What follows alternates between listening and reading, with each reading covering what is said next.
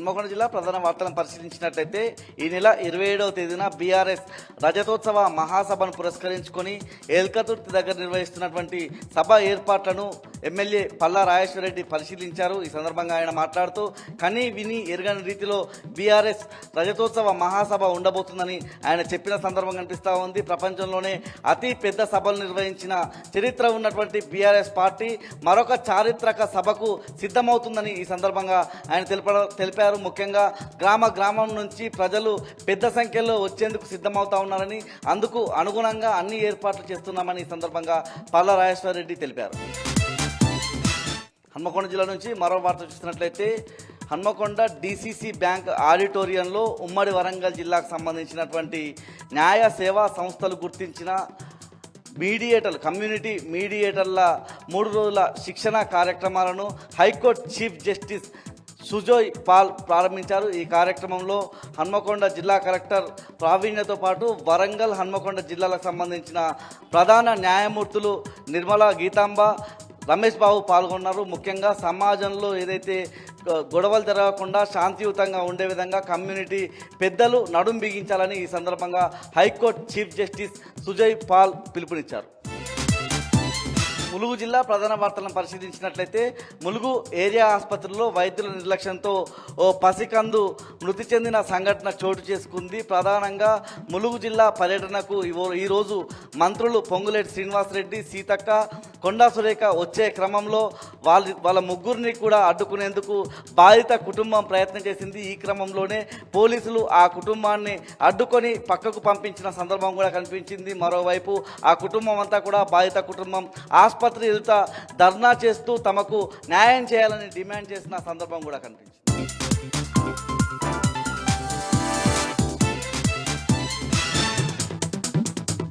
ఇక యాదాద్రి భువనగిరి జిల్లా వార్తలకు ఒకసారి చూద్దాం. యాదాద్రి భువనగిరి జిల్లా ఆలేరు నియోజకవర్గంలో ముఖ్య కార్యకర్తల సమావేశం నిర్వహించారు బీఆర్ఎస్ పార్టీ నాయకులు. ఈ సమావేశానికి ఆలేరు మాజీ ఎమ్మెల్యే బూడిద భిక్షమేగౌడ్తో పాటు డీసీసీబీ మాజీ చైర్మన్ గొంగిడి మహేందర్ రెడ్డి ముఖ్య అతిథిగా హాజరయ్యారు. వరంగల్ సభను విజయవంతం చేసేలాగా, సన్నద్ధం చేసేలాగా కేడర్కి దిశానిర్దేశనం కూడా చేయడం జరిగింది. ఇప్పటికే గ్రామాన ప్రజలు ఆదరామాలను చూపిస్తూ ఉన్నారు. కేసీఆర్ గారి 10 ఏళ్ల ప్రజారంజక పాలనను గుర్తు చేసుకుంటున్నారు. ఆకాంక్షను ప్రతిబింబించేలాగా వరంగల్ సభ ఉండబోతుందంటూ కూడా వారి సందర్భంగా వెల్లడించారు. వరంగల్ సభ చరిత్రను నిలిచిపోయేలాగా, రాష్ట్ర రాజకీయ ముఖ చిత్రాన్ని మార్చేలాగా ఉంటుందంటూ కూడా వారి సందర్భంగా తెలిపారు.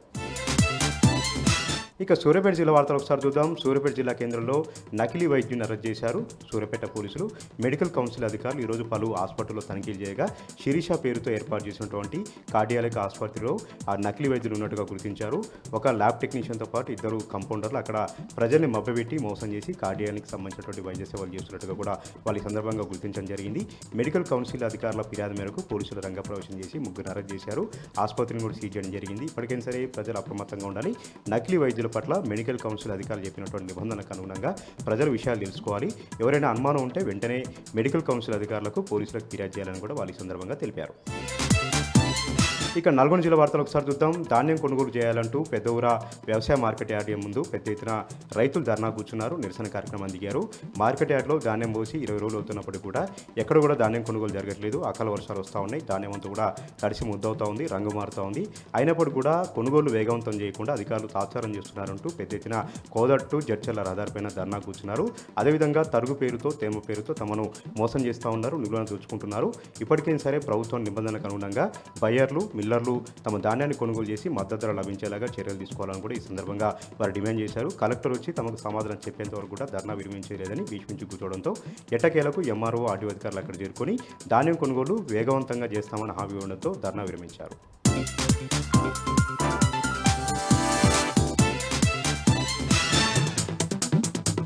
ఇవాళ మనకమ్మ జిల్లా వార్తలు ఒకసారి గమనిస్తే కేంద్ర ప్రభుత్వం తీసుకొచ్చినటువంటి వక్ఫ్ బోర్డు చట్ట సవరణకు వ్యతిరేకిస్తూ ఖమ్మంలో ముస్లిం సంఘాల పెద్దలు పెద్ద ఎత్తున ఆందోళన బాటపట్టారు.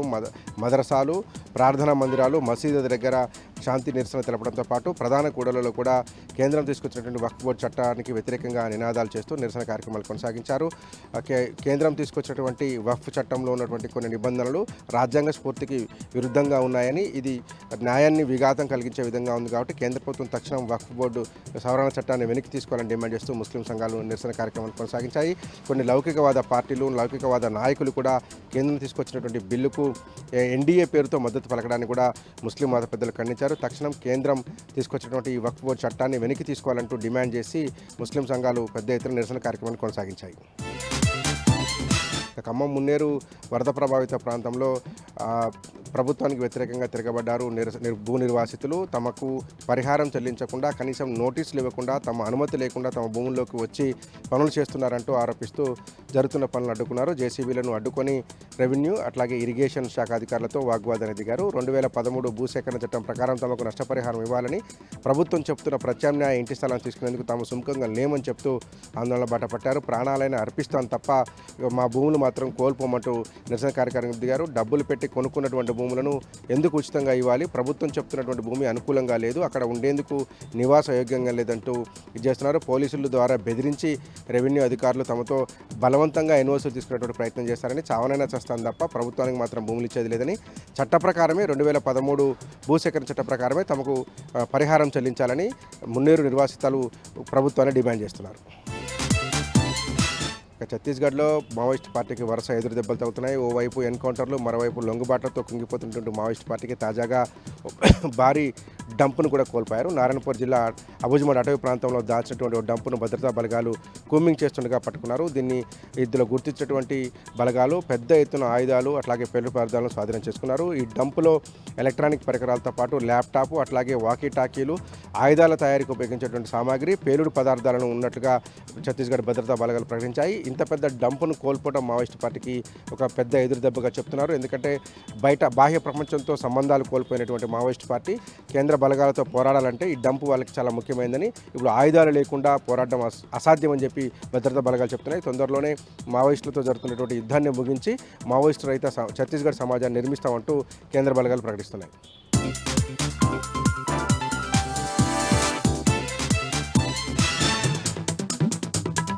ఇక ఈరోజు నాగర్ కర్నూలు జిల్లా ప్రధాన వార్తలు చూసినట్టయితే, నాగర్ కర్నూలు జిల్లా కల్వకుర్తిలోని మోడల్ కళాశాల సమీపంలో ఉన్నటువంటి ఎస్సీ బాయ్స్ హాస్టల్ వద్ద రాత్రి విద్యార్థులు పొద్దుపోయే వరకు కూడా భోజనం చేయకుండా ఆందోళనకు దిగారు. ధర్నా చేసినటువంటి పరిస్థితి. మెనూ ప్రకారం భోజనం అందించకపోవడంతో పాటు అక్కడ వార్డెన్ సరిగ్గా ఉండట్లేదని చెప్పేసి ఆ వార్డెన్ ప్లేస్లో ఒక శ్రీశైలం అనేటువంటి వర్కర్ను అక్కడ ఉంచడంతో అతను ప్రతినిత్యం కూడా మద్యం తాగి వచ్చి విధులు నిర్వహించడంతో పాటు భోజనం సక్రమంగా పెట్టట్లేదని అడిగితే అసభ్యంగా మాట్లాడుతున్నాడని చెప్పేసి, ఇది చాలా రోజులకెళ్ళి నడుస్తుందని చెప్పేసి ఈ విషయం పైన పెద్ద ఎత్తున విద్యార్థులు హాస్టల్ ముందు రోడ్డు పైన ధర్నాకు దిగినటువంటి పరిస్థితి. ఈ సంఘటనకు సంబంధించినటువంటి విషయాన్ని టీ న్యూస్ వార్తా ప్రసారం చేయడంతో ఉదయాన్నే డిఎస్డబ్ల్యూఓ ఏఎస్డబ్ల్యూఓ హాస్టల్ వద్దకు వచ్చి విచారణ చేపట్టినటువంటి పరిస్థితి. విచారణ చేపట్టడంతో విద్యార్థులంతా కూడా వాళ్ళకు హాస్టల్లో జరిగిన సంఘటన గురించి, వర్కర్ శ్రీశైలం ఉన్నాడో అతను మద్యం సేవించి విధులకు వస్తున్నాడని, అసభ్యంగా మాట్లాడుతున్నాడని, వార్డెన్ సక్రమంగా ఉండట్లేదని, మెనూ ప్రకారం భోజనం అందించట్లేదని చెప్పేసి కూడా వాళ్ళు ఫిర్యాదు చేయడంతో వెంటనే అధికారులు స్పందించి ఎవరైతే వర్కర్ శ్రీశైలం ఉన్నాడో అతన్ని వెంటనే విధుల నుంచి తొలగించారు. మెనూ ప్రకారం భోజనం అందించాలని వార్డెన్ ఆదేశించడంతో పాటు హాస్టల్లో జరిగినటువంటి సంఘటన పైన పూర్తి స్థాయి విచారణ జరిపి నివేదిక కలెక్టర్ కూడా అందజేస్తామని, ఇక నుంచి ఎలాంటి సమస్య లేకుండా చూస్తామని చెప్పేసి కూడా అధికారులు చెప్పినటువంటి పరిస్థితి. మొత్తంగా ఈ వార్తను టీ న్యూస్ ప్రసారం చేయడంతో విద్యార్థులంతా కూడా టీ న్యూస్ కు కృతజ్ఞతలు చెప్పినటువంటి పరిస్థితి కనిపించింది. మరొక వార్త చూసినట్టయితే, నాగర్ కర్నూలు జిల్లా కేంద్రంలోని తీగల వెంకటస్వామి కన్వెన్షన్ లో ఈరోజు బీసీ చైతన్య సభ జరిగింది. ఈ సభకు ముఖ్య అతిథిగా తీన్మార్ మల్లనతో పాటు పలువురు బీసీ ప్రముఖులు, పలువురు మేధావులు కూడా హాజరయ్యారు.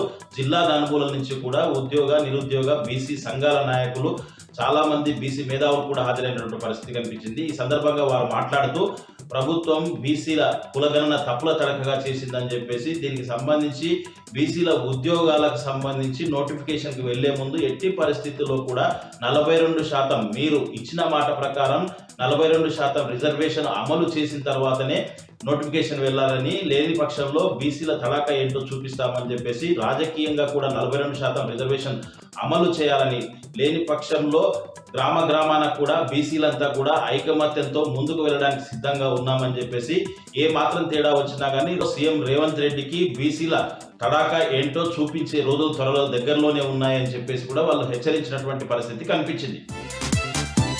మరొక వార్త చూసినట్టయితే, ఎస్ఎల్బీసీ టన్నెల్లో ప్రమాదం జరిగి నేటికి 50 రోజులు పూర్తవుతున్నప్పటికీ అందులో ఇంకా 6 మంది చిక్కుకొని ఉన్నారు.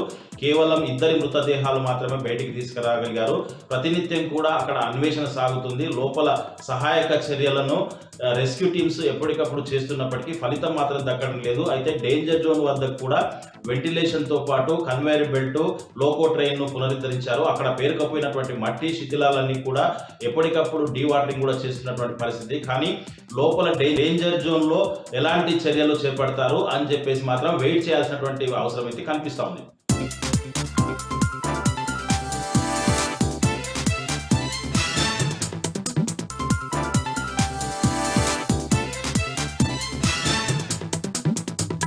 ఆదిలాబాద్ జిల్లా వార్తల విషయానికి వస్తే తెలంగాణ రాష్ట్ర ప్రజల ఇంటి పార్టీ బీఆర్ఎస్ పార్టీ రజతోత్సవ వేడుకల సందర్భంగా ఈ నెల 27న తలపెట్టిన చలో వరంగల్ బహిరంగ సభకు తరలి వెళ్లేందుకు బీఆర్ఎస్ పార్టీకి సంబంధించిన నాయకులు కార్యకర్తలే కాకుండా ప్రజలు అలాగే బీఆర్ఎస్ పార్టీ అభిమానులు ఎంతో ఉత్సాహాన్ని చూపిస్తున్నారని బీఆర్ఎస్ పార్టీ జిల్లా అధ్యక్షుడు మాజీ మంత్రి జోగు రామన్ అన్నారు.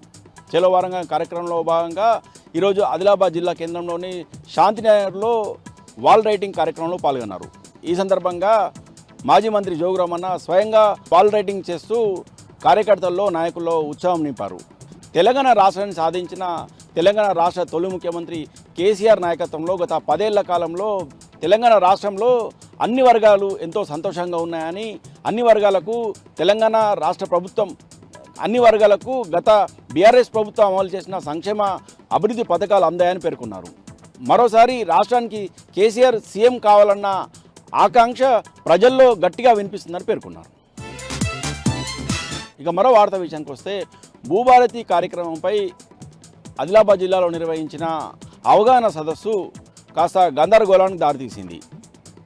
బోరజ్ మండలం పూసాయి గ్రామంలో ఈరోజు చేపట్టిన అవగాహన సదస్సుకు రాష్ట్ర మంత్రులు పొంగులేటి శ్రీనివాసరెడ్డితో పాటు సీతక్క హాజరయ్యారు. భూభారతిపై అలాగే కొత్త ఆర్ఓఆర్ రెవెన్యూ చట్టంపై చేపట్టిన ఈ అవగాహన సదస్సు కాస్త కాంగ్రెస్ పార్టీ కార్యకర్తల సమావేశంగా మారడంతో అభ్యంతరం వ్యక్తం చేస్తూ బీజేపీ నాయకులు ఆందోళన చేపట్టారు. మంత్రులతో పాటు స్థానిక కాంగ్రెస్ నేతలు వేదికపై కూర్చోవడం పట్ల అభ్యంతరం వ్యక్తం చేశారు. బీజేపీ నేతలు ఈ సందర్భంగా నిరసన వ్యక్తం చేయడంతో గందరగోళ పరిస్థితి ఏర్పడింది. అలాగే రాష్ట్ర మంత్రి పొంగులేటి శ్రీనివాసరెడ్డి ప్రసంగిస్తుండగా రైతులతో పాటు మహిళలు ఆ ప్రసంగాన్ని వినకుండా వెళ్ళిపోయారు.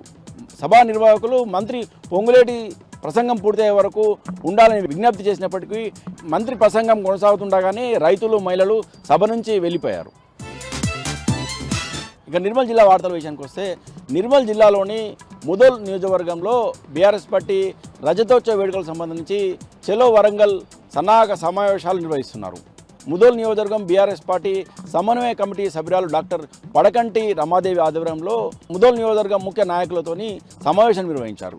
ఈ సందర్భంగా పెద్ద ఎత్తున చలో వరంగల్ సభ కార్యక్రమాన్ని విజయవంతం చేసేందుకు వేలాది సంఖ్యలో ముదోల్ నియోజకవర్గం నుంచి తరలి వెళ్లాలని విజ్ఞప్తి చేశారు. ఈ సందర్భంగా తానూరు మండలంలో నిర్వహించిన వాల్ పెయింటింగ్స్లో స్వయంగా పాల్గొన్నారు. స్వయంగా వాల్ పెయింటింగ్ వేశారు. ఈ సందర్భంగా తానూరులో రమాదేవి మాట్లాడుతూ ప్రతి ఒక్కరు కూడా గ్రామం నుంచి ప్రతి మండలం నుంచి కూడా బీఆర్ఎస్ కార్యకర్తలు అలాగే బీఆర్ఎస్ నేతలు పెద్ద ఎత్తున చలో వరంగల్ కార్యక్రమానికి తరలి వెళ్లి విజయవంతం చేయాలని పిలుపునిచ్చారు. ఇక మరో వార్తా విషయానికి వస్తే ఈరోజు సాయంత్రం నిర్మల్ జిల్లాలో భారీ వర్షం కురిసింది. మామడ మండలంతో పాటు నిర్మల్ జిల్లా కేంద్రంలో కూడా అరగంట పాటు ఈదురుగాలతో కూడిన భారీ వర్షం కురిసింది. ఈ సందర్భంగా విద్యుత్ స్తంభాలు నెరకొరగా చెట్ల కొమ్మలు రోడ్డుపై పడిపోయాయి. అలాగే పలు ఇళ్లకు సంబంధించిన పైకప్పులు ఎగిరిపోయాయి. అలాగే కోతకు వచ్చిన వరి పంటతో పాటు జొన్న పంటలు తడిసి ముద్దయ్యాయి. తమకు ఈ అకాల వర్షాల కారణంగా నష్టపోయామని రైతులు ఆందోళన వ్యక్తం చేయడం జరిగింది.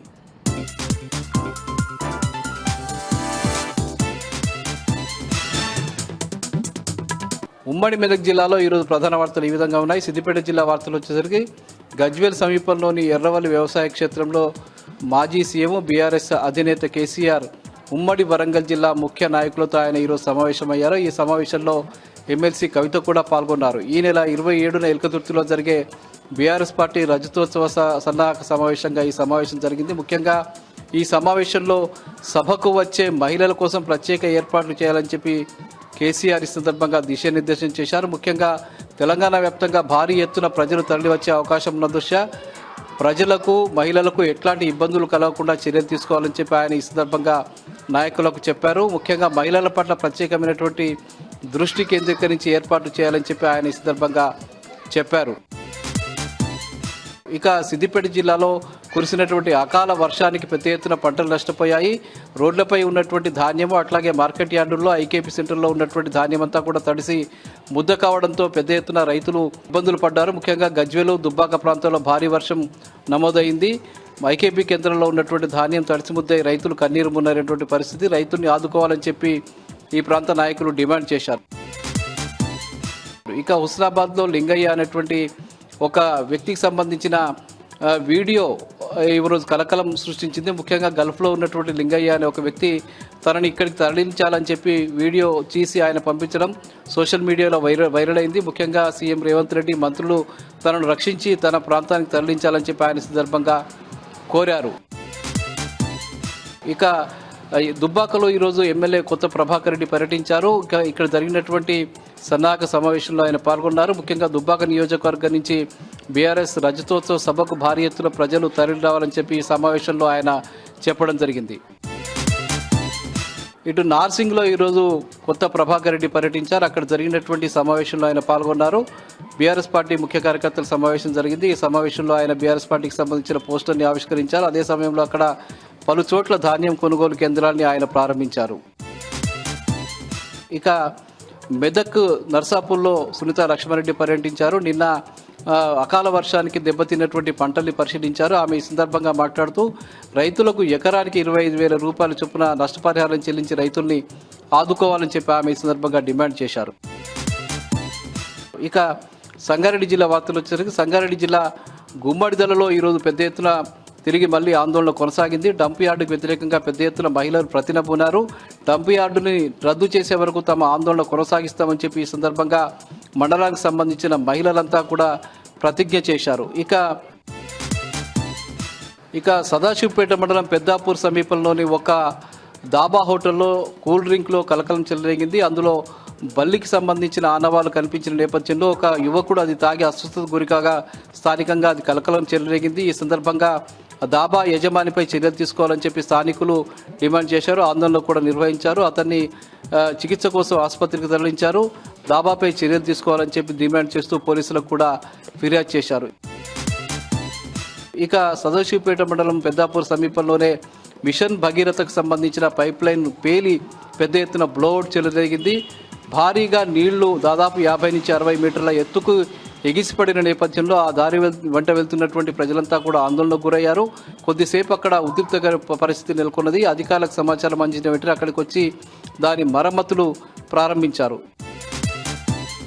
ఇక సంగారెడ్డి జిల్లా వ్యాప్తంగా ఉమ్మడి జిల్లా వ్యాప్తంగా ఈరోజు ముస్లింస్ పెద్ద ఎత్తున ర్యాలీలు నిర్వహించారు. ముఖ్యంగా కేంద్ర ప్రభుత్వం తీసుకొచ్చినటువంటి వక్ఫ్ బిల్లుని తక్షణమే రద్దు చేయాలని చెప్పి డిమాండ్ చేస్తూ ముస్లింలంతా కూడా ఆందోళన నిర్వహించారు. ఆ బిల్లు రద్దు చేసే వరకు కూడా తమ ఆందోళన కొనసాగుతుందని చెప్పి వాళ్ళు పేర్కొనడం జరిగింది. ఇవి ప్రధానంగా ఈరోజు ఉమ్మడి మెదక్ జిల్లాలో ఉన్న వార్తలు.